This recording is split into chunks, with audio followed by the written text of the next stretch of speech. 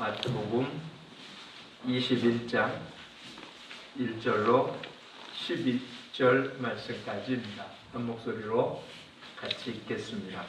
그들이 예루살렘에 가까이 가서 감난산 벳박에 이르렀을 때 예수께서 두 제자를 보내시며 이르시되 너희는 맞은편 마을로 가라.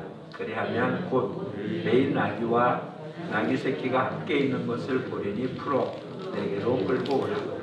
만일 누가 무슨 말을 하거든 주가 쓰시겠다 하라. 그리하면 즉시 보내리라 하시니 이는 선지자를 통하여 하신 말씀을 이루려 하심이라.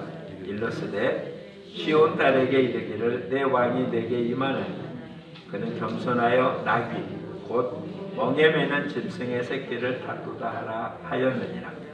제자들이 가서 예수께서 명하신 대로 하여 나귀와 나귀 새끼를 끌고 와서 자기들의 겉옷을 그 위에 얹음에 예수께서 그 위에 타시니 무리의 대다수는 그들의 겉옷을 길에 펴고 다른 이들은 나뭇가지에 베어 길에 펴고 앞에서 가고 뒤에서 따르는 무리가 소리 높여 이르되 호산나 다윗의 자손이여 찬송하리로다.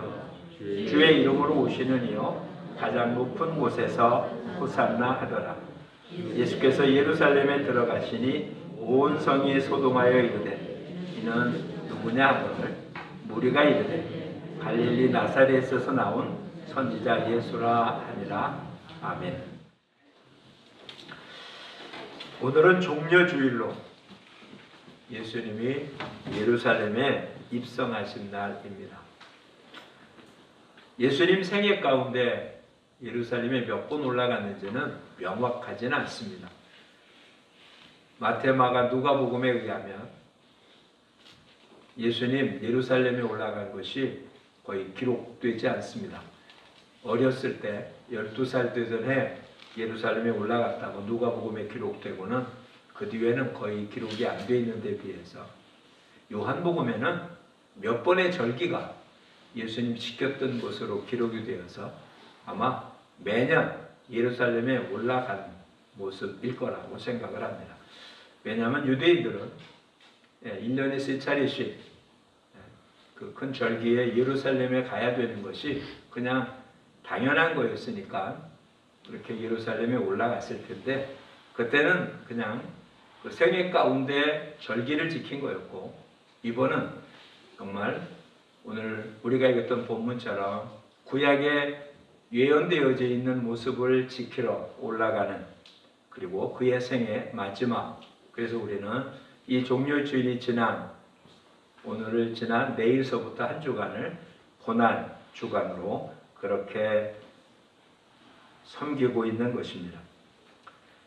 종려주일이라는 이름은 오늘 우리가 본 본문처럼 예수님이 예루살렘 입성할 때 여기 나뭇가지를 베어 길에 펴고 라고 되어 있잖아요. 이 나뭇가지가 종려 나무가지를 흔들었기에 종려주일이라고 이름을 이렇게 붙인 것입니다. 예수님은 나귀 새끼를 타고 예루살렘에 입성했고 많은 사람들이 그 앞뒤로 호산나를 부르며 그렇게 예수님을 환영했습니다. 예수님의 예루살렘 입성은 사람들로부터 환영과 영광을 받으려고 예루살렘에 입성한 것이 아니고 오히려 죄인들을 위해 고난받고 대속의 죽음을 막기 위하여 예루살렘에 입성한 것입니다. 오늘 본문 4절에 보면 선지자로 하신 말씀을 이루려 함이라 라고 표현합니다. 이것은 스가랴서 9장 9절의 말씀을 그대로 인용한 것입니다. 시온에 따라 크게 기뻐할지어다. 예루살렘에 따라 즐거이 부를지어다. 보라 내 왕이 내게 임하나니 그는 공의로우며 구원을 베풀며 겸손하여 나귀를 타나니 나귀의 작은 것 곧 나귀 새끼니라 라고 이미 스가랴서에 예언되어 있는 말씀 문자 그대로 지금 실현된 성취된 모습을 보여주고 있습니다. 예루살렘 예수님이 태어났을 때도 마태복음에 의하면 소동이 일어났었죠. 유대의 왕으로 나신 이가 어디 있느뇨? 라는 동방 박사들의 방문에 헤롯과 사람들이 소동이 일어났고, 그 소동 끝에 베들레헴에 2살 이하의 사내 아이를 다 죽이는 엄청난 사건이 있었음을 마태복음에서 우리는 보았습니다. 근데 이제 30여 년이 지난 또 예루살렘에 입성하는 이 예수님 때문에 많은 사람들의 큰 소동이 일어나고 있습니다. 그동안 예수님은 당신의 메시아 되심, 왕 되심을 감추었습니다. 병자를 고치고도 오히려 많은 사람이 드러나는 게 아니라 숨기라고 그랬죠.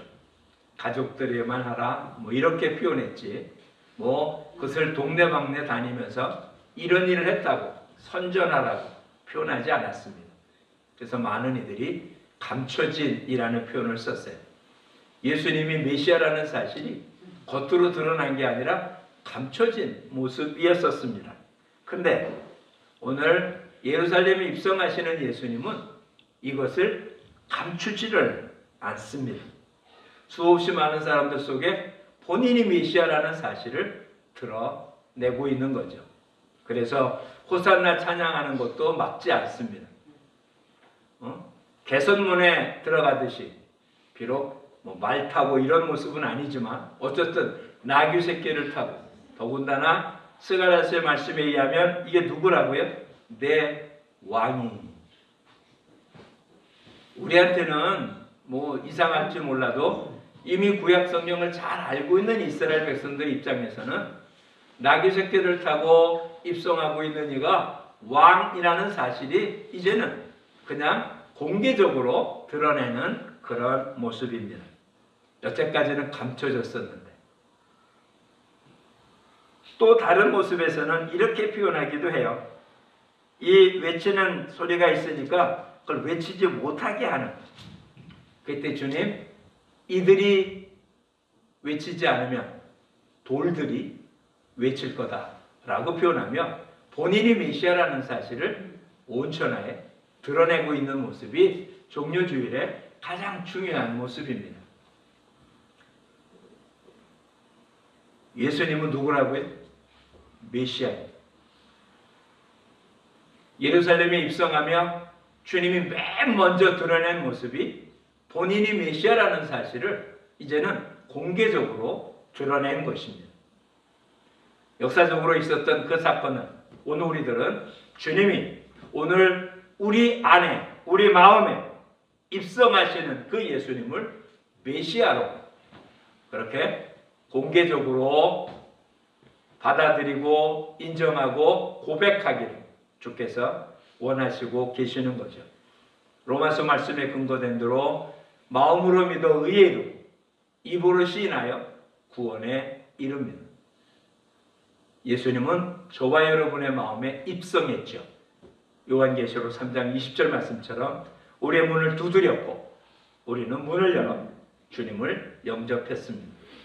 요한복음 1장 12절 말씀에 근거해서 영접한 우리들에게는 하나님의 자녀가 되는 특권을 누리게 됐잖아요. 그렇다면 우리는 이제 공개적으로 예수님이 누구라? 메시아라. 그렇게 선포하고 살아가는 모습들입니다. 6월절은 유대에 흩어져 있는 사람들만이 아니라 전 세계에 흩어져 있던 유대인들, 가능하면 올 수 있는 모든 사람들이 모였던 그런 절기입니다.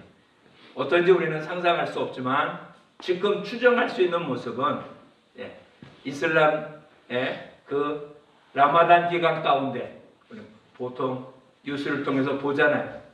사우디아라비아의 어떤 곳에 그들이 수없이 많이 모여서 있는, 그래서 압사당하고 하는 모습을 보죠. 한 도시에 100만, 200만 혹은 몇백만이 모여서 문제가 되어지는, 도대체 그 작은 곳에 그 많은 사람이 올 수 있을까라고 생각하지만 실상 그게 가능한, 그렇게 계산한다면 이 6월절에 예루살렘에 몇 명이 모였을지 추측은 불가능하지만 100만 이상은 모여 그와 같은 모습일 거라고 되어집니다. 그 많은 사람들 속에 지금 예수님이 누구라고요? 나는 메시아다 라는 사실이 공개적으로 선포되는 것입니다. 오늘 죄와 사망에서 건져낸 구주이심을, 그분이 나의 메시아이심을 우리도 공개적으로 선포하는 거죠. 로마서 말씀을 조금 아까 인용했습니다. 마음으로 믿습니다. 근데 그걸 어떻게 한다고요? 입으로 고백합니다. 즉 개인적 구원의 모습이긴 하지만 이 모습이 어떻게 된다고요? 모든 이들에게 공개적으로 선포됩니다. 뭐라고요? 예수님이 나의 메시아라고.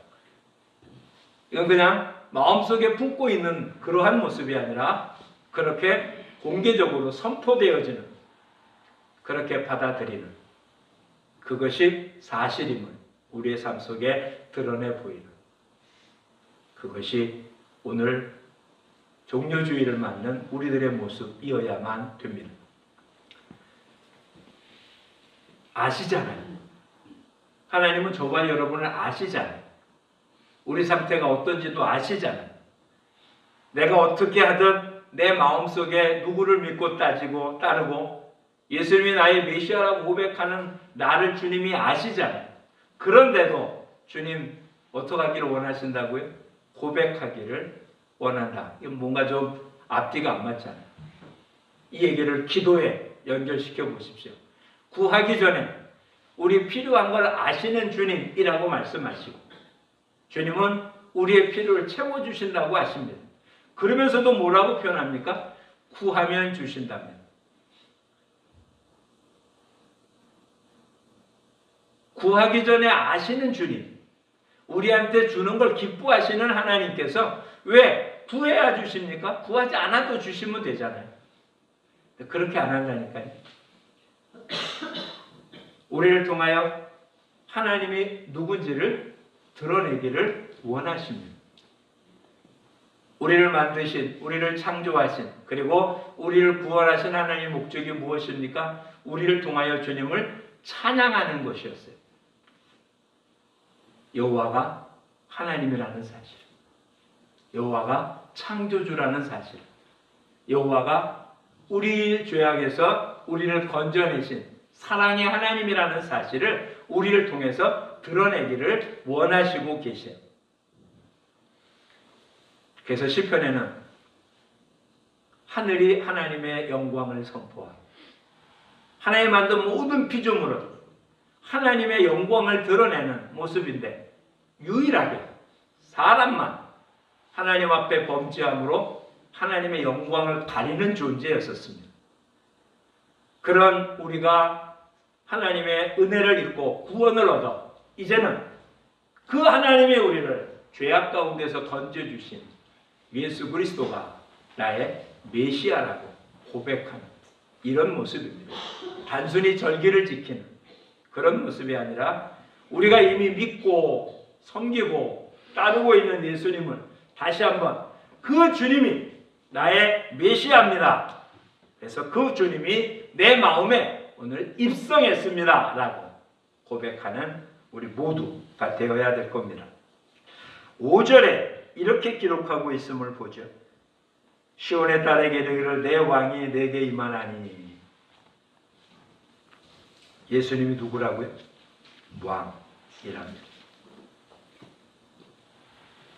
그래서 오늘 본문에 근거하면 누군지는 알 수 없지만 지금 예수님 예루살렘에 입성하려고 들어가는 그곳에 그 건너편 마을에서 나귀 새끼를 끌고 옵니다. 이해할 수 없죠. 2절과 3절에 의하면 맞은편 마을에 가면 메인 나귀와 나귀 새끼가 있는데 풀어오라. 만일 누가 무슨 말 하거든 주가 쓰시겠다. 그리하면 즉시 보내리라. 지금 이 나귀는 어떻게 탔습니까? 제자들이 준비한 나귀가 아닙니다. 돈으로 산 나귀도 아닙니다. 주께서 쓰시겠다고 하니까 그냥 내준 겁니다. 누군지도 모르죠. 주는 누구라고요? 왕이십니다. 즉 그분의 뜻에 의하여 모든 것이 이루어지고 그분의 뜻대로 이루어져야만 됩니다. 왕이잖아요. 주권자라는 얘기잖아요. 우리 여러 번 살펴봤지만 왕, 종 이런 것이 우리한테는 온전한 개념으로 와닿지 않습니다. 지금 우리가 살고 있는 시대에 왕이라는 그와 같은 존재가 무슨 권한이 있습니까? 일본의 왕 무슨 권한이 있습니까? 영국의 왕 무슨 권한이 있습니까? 태국 왕을 신처럼 섬긴다고 하지만 태국의 왕이 무슨 정치적, 군사적 권한이 그렇게 있습니까? 왕은 왕인데 그냥 상징적인 존재처럼 있기에 우리는 왕이라는 말의 의미를 명확하게 알 수는 없습니다. 더군다나 다른 나라의 모습도 아니고 우리에게는 왕이 없기에 왕이라는 개념이 무엇인지 명확하게 와닿지 않습니다. 종이라는 개념도 마찬가지입니다. 우리 시대 때 종이라는 단어가 사용되고 있지 않기 때문에 성경에 말하는 종이 어떤 의미인지 명확하게 이해할 수 없습니다. 근데 왕, 종, 신하라는 개념 이것은 절대 권력자라는 의미가 되어집니다. 왕이 생사 문제를 책임지죠. 왕의 권한 앞에 모든 게 다 주어지는 그냥 왕의 나라이죠. 왕의 나라. 우리나라가 아닙니다. 백성들의 나라가 아니라 왕의 나라입니다.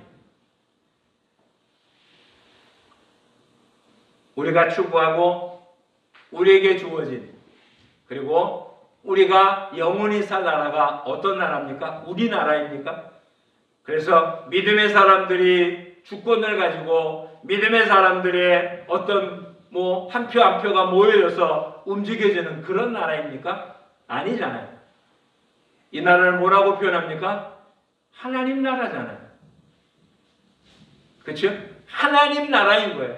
하나님 백성들 하나의 주권에 의한 우리가 살고 있는 이 땅은 한 사람 한 사람의 주권에 의해서 움직여지는 그것이 정상적인 사회의 모습이지만 영원한 하나님의 나라는 그런 나라가 아니라 하나님 주권에 의해서 우리는 그걸 독재라고 표현하기 쉽지만 불완전한 모습에서의 그런 권력이 하나를 있는 건 문제가 될지 몰라도 성경은 곳곳에서 하나님은 어떻게 표현합니까? 선하신 분입니다. 공의로우신 분입니다. 그분이 우리 왕입니다. 나의 왕입니다. 사도 베드로는 뭐라고 고백했습니까? 주는 그리스도시요 하나님의 아들이시니라. 시작부터 주는 당신은 이라는 얘기가 아니에요. 당신이 아니라 주입니다. 주인이라는 뜻이고 왕이라는 뜻입니다. 주라고 쓰여진 표현의 모습이 로드로 표현되어지고 이것은 유대인들에게 있어서는 여호와를 부를 수가 없어서 하나님의 이름을 망령되이 일컬을 수 없어서 여호와라는 이름을 쓰기는 해도 읽지는 않았습니다. 그래서 솔직히 그 단어를 어떻게 읽는지를 몰랐습니다. 유추해서 읽은 이름이 여호와입니다. 여호와는 정확한 하나님의 이름은 아닙니다. 히브리식 발음이 아닙니다. 야훼라는 말이 훨씬 더 그 단어에 합당한 표현일지도 모르겠습니다. 근데 지금도 히브리 사람들은 그 단어를 기록만 하지 읽지는 않습니다. 어떻게 읽냐? 아도나이라고 있습니다. 아도나이라는 뜻은 My Lord입니다. 나의 주. 그러니 베드로가 고백한 주는 그리스도시요라는 말을 만약에 히브리어로 표현한다면 야훼는 메시아입니다. 이런 뜻이 되죠. 그리스도라는 말은 메시아라는 히브리어의 헬라 표현입니다. 주라는 말은 유대인들이 누구를 부르는 말이라고요? 하나님을 부를 때 사용했던 표현입니다. 물론 주인을 부를 때도 그랬고 뭐 왕을 부를 때도 불렀고 뭐 여러 표현이 있지만 뒤에 메시아라고 표현했으니까 여호와라는 말이 훨씬 더 적합할 표현일 겁니다. 주님이 누구라고요? 왕입니다. 그 다음에 이제 한 가지가 남았습니다. 왕이라고 부르는 게 아니라 주님을 왕으로 섬기고 모시고 있느냐라는 것이 우리의 문제입니다. 여지껏 어떻게 살았든 좀 부족하고 모자른 모습이 있었는지 몰라도 종려주일을 맞는 오늘 종려주일이 아니라 예수님을 누구로? 왕으로, 내 마음의 왕으로, 내 삶의 주인으로, 내 모든 것에 절대 주권자 모시는 입성하시는 주님을 오늘 맞아들이는 저와 여러분이 되기를 축복합니다. 주님이 안타까워했던 얘기가 이런 얘기였다는 것 우리는 기억합니다. 나더러 주여 주여 하면서 나를 주라고 하면서 왜 나의 말은 따르지 않느냐. 주님이 유대인들에게 가장 답답해한 게 그것이었습니다.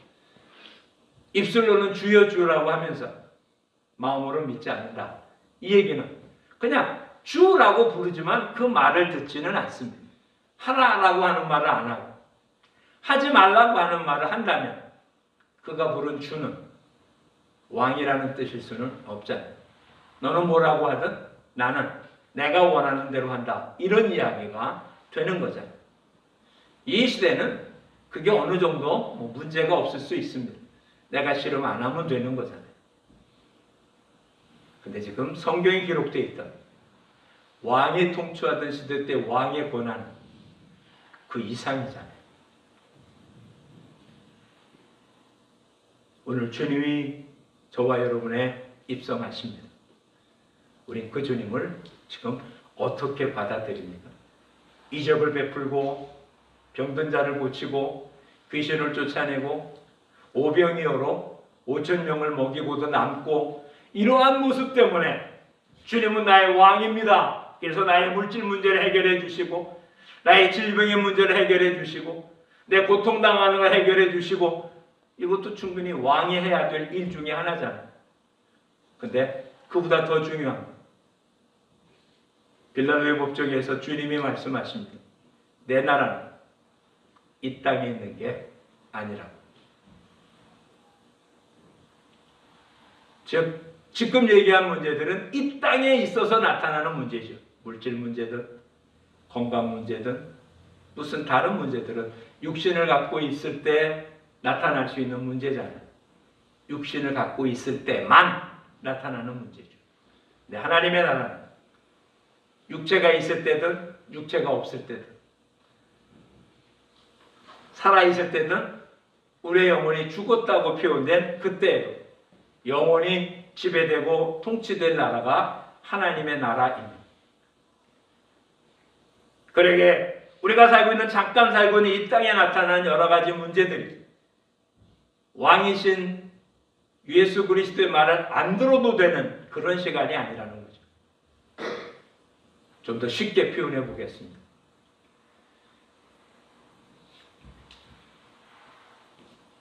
우리 올해 고등학교 3학년생이 4이나 있습니다. 작년에 한 명도 없었는데. 우리가 다 겪은 모습 중에서 학창시절에 가장 부담스럽고 신경 쓰이는 모습이 고3 때임에 틀림이 없을 겁니다. 물론 여러 가지 모습이 바뀌긴 했지만 부담은 마찬가지일 겁니다. 지금은 조금 난 편입니다. 오히려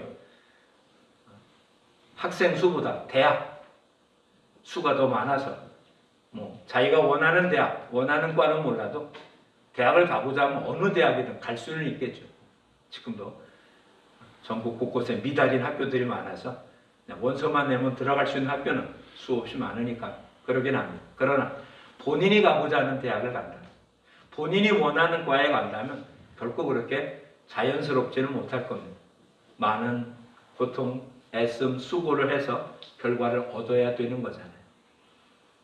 지금 시대를 따지지 말고 여러분의 고3 시절은 어땠나 한번 생각을 해보죠. 본고서가 있었던 예년에 이런 이야기가 있었죠. 3당 4락입니다. 그렇죠? 3시간 자면 합격하고 4시간 자면 떨어지는 고3생이 하루에 3시간 이상 자면 대학, 수도권 안에 있는 대학 갈 생각은 포기해야 되는 그와 같은 시절이 있었습니다. 그게 뭐 6년 동안 그러는 거 아니잖아요. 고등학교 3학년 동안, 아니 3년 동안 그러는 거 아니잖아요.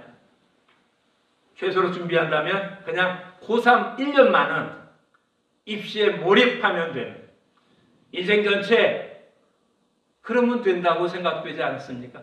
그래서 수없이 많은 사람들이 믿음의 가정에서도 고3생은 주일 예배를, 학생들인데 학생 예배는 드리지 않아요. 그 기간 동안은 좀 놔뒀다가 시험 끝나고 나서 가면 돼요.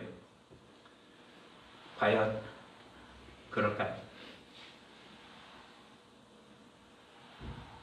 지금 우리들 모습에 이런 부분은 많지 않습니까? 바쁘기 때문에, 급하기 때문에, 중요하기 때문에. 언제나 드릴 수 있고 매번 드리던 건데 한 번, 두 번 정도는 좀 멈출 수 있지 않냐. 원치 않아도 멈출 수 있는 건 분명합니다. 이 사실을 부정할 수는 없습니다. 근데 멈추고 안 멈추고의 기준과 그 근거와 주권이 누구한테 있냐는 거예요.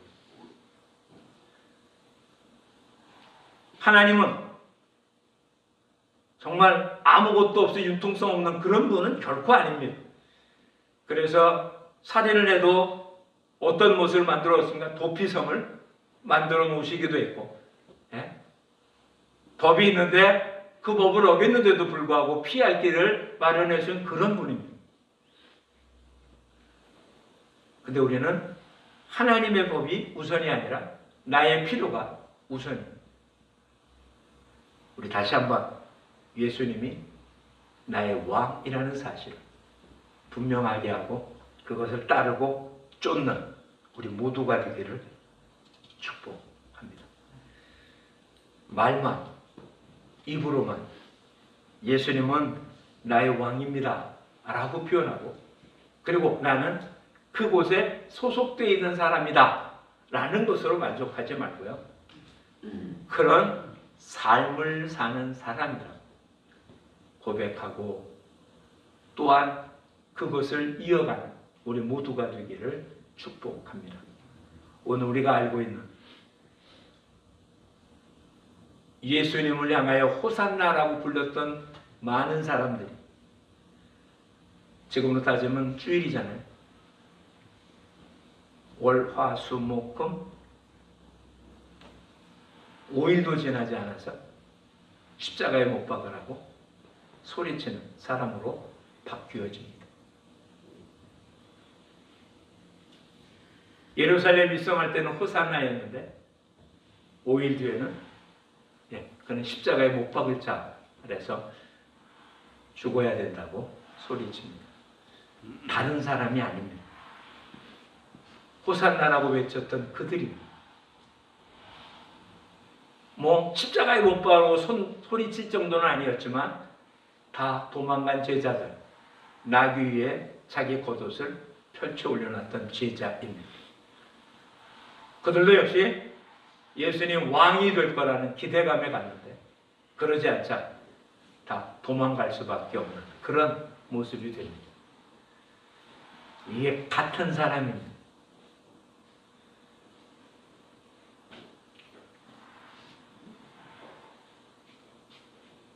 오늘 우리가 그런 사람이라는 거예요. 어느 한쪽에서는 호산나 주님을 찬양하고 내가 원하는 것이 이루어지지 않으면 십자가에 못 박아야 된다고 외치든지, 아니면 주님을 왕이라고 섬기고 외치는 게 두려워지면 숨어 피하고 도망가거나, 우리 중에 누가 이 문제에서 자유로울 수 있습니다. 다니엘의 세 친구처럼 풀무불 앞에서도 왕이 만든 신상 앞에 무릎을 꿇지 않겠다고 표현할 수 있겠습니다. 다니엘처럼 30일 동안, 평생이 아니에요. 30일 동안 왕 이외에 다른 어떤 신에도 기도하지 말아라. 그러면 사자굴에 던진다는 왕의 칙령이 있는데도 평소와 같이 하루에 3번씩 예루살렘을 향한 창문을 열고 기도할 수 있겠습니다. 편안할 때도, 죽음 앞에서도, 그것도 평생이 아니라 짤막한 기간 동안만 하지 말라는 건데,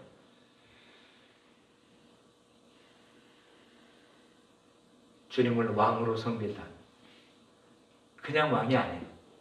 먼저 예수님 누구라고? 내 죄를 해결해 주신 메시아 섬긴다. 이제 그런 것 앞에 무릎을 꿇는 자들이 아니라 주님을 온전히 고백하고 섬기고 사는 우리 모두가 되기를 축복합니다. 그래서 다시 돌아가 봐야 돼요. 그렇다면 어떻게 하는 겁니까?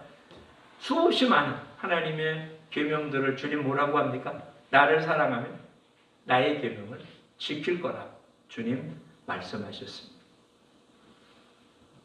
이 계명을 묶어놨더니 어떤 거였습니까? 하나님 사랑과 이웃 사랑이었습니다. 하나님 사랑을 어떻게 표현합니까? 이웃을 사랑함으로 하나님 사랑을 표현하는 것입니다. 그래서 어린 소자 하나에게 한 것이, 이 땅에 헐벗고 고통당하는 자에게 한 것이 예수님에게 한 것. 그래서 예수님과 함께 잔치에 참여하고, 어린 소자 하나, 헐벗고 고통당하는 사람을 돌보지 않은 것이 예수님을 그렇게 대하지 않은 거기 때문에 쫓겨나서 고통당해야 되는, 하나님을 사랑하지 않았기 때문에 쫓겨났다고 표현하지 않습니다. 하나님께 예배드리지 않았기 때문에 쫓겨났다는 말이 신약성경에는 없습니다. 양과 염소로 가려는 염소의 무리 속에 속된 사람은 어떤 사람들이라고요? 내가 굶주릴 때 너희는 나를 돌보지 않았다. 내가 헐벗을 때, 내가 옥에 갇혔을 때, 내가 병들었을 때 나를 돌보지 않았다. 그때 외치잖아요. 주님, 우리는 살면서 주님 만난 적이 없습니다. 주님 만난 적이 없는데 언제 고통당하는 주님을 우리가 외면했습니까? 옥에 갇힌 주님 우리가 외면한 적이 어디 있습니까? 라고 항변할 때 주님 뭐라고요? 어린 소자 하나에게 안 한 것이 내게 안 한 거다. 하나님 사랑 어떻게 한다고요? 하나님을 왕으로, 예수님을 메시아, 예수 그리스도가 나의 왕이라고 고백하는 자는 어떻게 한다고요? 이웃을 사랑하는 거예요. 그 이웃이 누구라고 표현했습니까? 여리고로 가다 강도 만난 사람의 이야기를 하면서 강도 만난 자의 이웃이 누구냐고 되묻자 그가 뭐라고 대답합니까? 자비를 베푼 자입니다 라고 하자 너도 가서 그렇게 하라 라고 표현합니다. 오늘 예수님 저와 여러분의 메시아가 오셨습니다. 왕으로 오셨습니다. 영광 받으러 오신 것이 아니라 나 대신 죽으러 오셨습니다.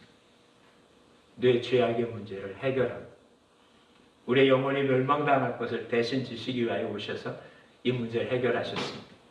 그리고는 우리한테 주어진 삶 동안 주의 일을 맡겨주셨습니다. 증인이 되라.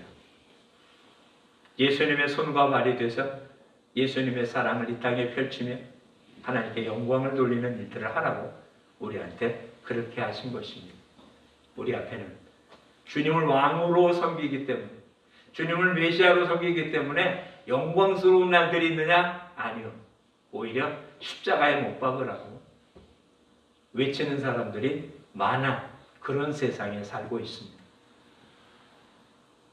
그럼에도 우리들 도망가는 자가 아니라 정말 주님이 나의 왕이기 때문에 주님이 내게 하신 말씀을 끝까지 순종하며 따르고 지키는 저와 여러분의 삶이 되기를 축복합니다. 멀리 가지는 못하잖아요.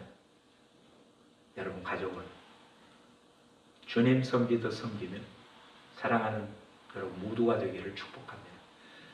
여러분의 이웃은 그 이웃을 이용하는 자가 아니라 그들을 사랑하고 섬기는 사람들이 되기를 축복합니다. 여러분 이 땅에 살면서 여러분과 연결된 사람들이 있죠. 사업상 어떤 모습이든 여러분과 관련된 모든 사람들을 여러분은 섬기고 사랑하고 축복하고 기도하고 정말 말로만 예수님이 나의 구세주고 나의 왕이라고 한 게 아니라 그렇게 왕을 섬기는 신앙, 종으로 그렇게 사는 우리 모두가 되기를 축복합니다.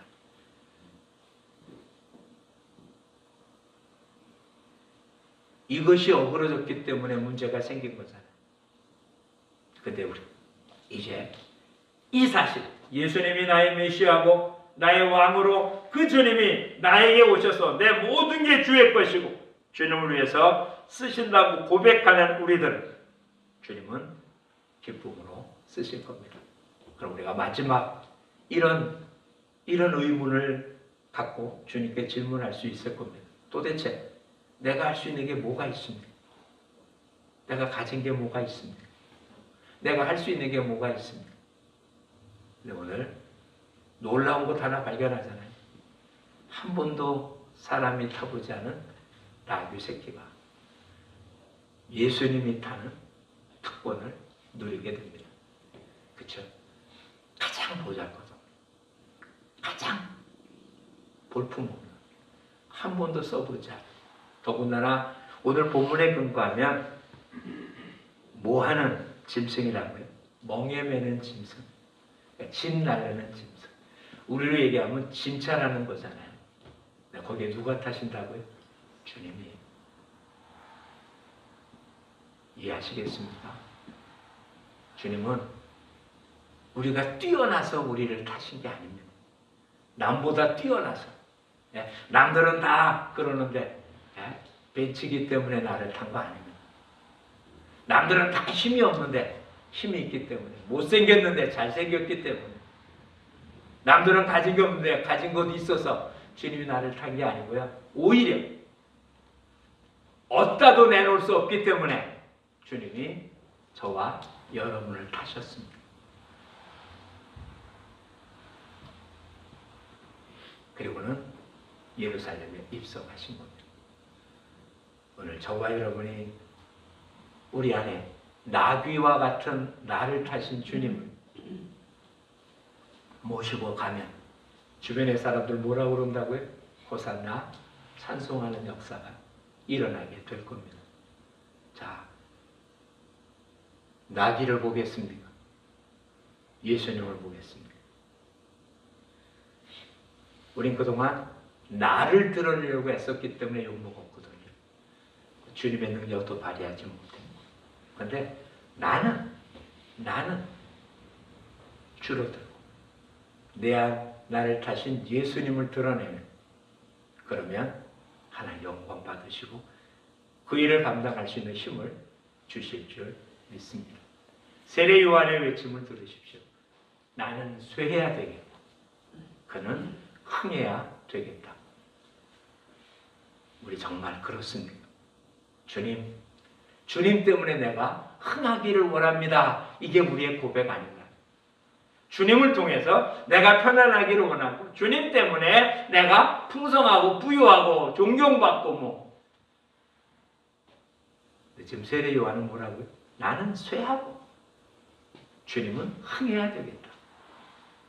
우리도 그렇게 고백하면 주님이 우리의 왕이 되셔서 우리의 필요한 걸 채워주시며 우리의 삶을 넉넉하게 하실 줄 믿습니다. 그러니 이제는 주님을 메시아로, 주님을 왕으로 입술이한 삶을 통해서 행함으로 우리 안에 입성하신 예수님을 마음껏 찬양하며 사는 저와 여러분이 되기를 축복합니다. 기도하겠습니다. 좋으신 하나님 고맙습니다. 메시아를 왜곡한 유대인들, 그래서 주님은 이적과 기적을 베푼 뒤에도 오히려 숨으시고 피하시고 본인이 메시아라는 사실을 감추었지만 마지막 예루살렘에 입성하시면 이제 본인이 메시아고 왕이라는 사실을 온 천하에 선포하신 것처럼 그 선포되어신 예수 그리스도가 오늘 우리 안에 찾아오시고 우리 안에 좌정하고 계신 이제 메시아이신 왕이신 그 예수님을 구주로 고백한 우리들 입술이 아닌 삶을 통하여 주님의 말씀을 지킴으로 정말 왕이신 예수님을 섬기는 메시아이신 주님을 따르는 제자의 모습이 되게 하여 주옵소서. 나귀 새끼를 타셨던 것처럼 세상에선 볼품없는 저희를 택하셨습니다. 우리의 모습은 가려주시고 주님 저희를 통하여 주님의 영광만 우리의 삶을 통하여 드러낼 수 있도록 저희들을 사용하여 주시옵소서. 주께서 쓰시겠다 하자 주인이 나귀 새끼를 내주었던 것처럼 주님이 쓰시겠다고 하기 우리의 시간과 우리의 모든 것, 생명까지 주님께 드림으로 주께 영광 돌리는 우리 모두가 되게 하옵소서. 예수님 이름으로 기도합니다. 아멘.